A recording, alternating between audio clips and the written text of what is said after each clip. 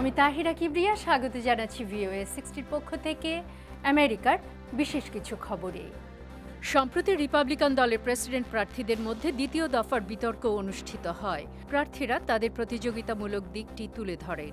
বিতর্কে অংশগ্রহণকারী 11 প্রার্থী দেশের গুরুত্বপূর্ণ বিষয়গুলো নিয়ে আলোকপাত করেন। এক জনমত সমীক্ষায় দেখা যাচ্ছে যে ডোনাল্ড ট্রাম্প সবচাইতে এগিয়ে রয়েছেন। অভিবাসন সম্পর্কে রিপাবলিকান দলের প্রার্থীদের মনোভাবের বিরুদ্ধে প্রতিবাদ জানানোর জন্য লস অ্যাঞ্জেলেসের রাস্তায় নেমে আসে বেশ কিছু প্রতিবাদকারী। রিপাবলিকান দলের দ্বিতীয় দফার বিতর্ক যেখানে অনুষ্ঠিত হয় সেখানে প্রতিবাদকারীরা তাদের অপছন্দের প্রার্থীর পোস্টার নিয়ে প্রতিবাদী স্লোগান দেয়। সবশেষে ঘড়ি তৈরির দায়ে 14 বছরের স্কুল বালক গ্রেপ্তার হবার পর স্ট্যান্ড উইথ আহমেদ এই হ্যাশট্যাগ এখন সামাজিক মাধ্যমগুলোতে সবচাইতে বহুল প্রচারিত।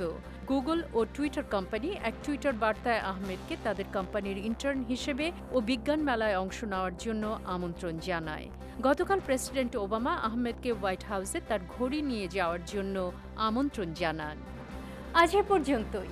আবার দেখা হবে ভয়েস অফ আমেরিকা, ওয়াশিংটন।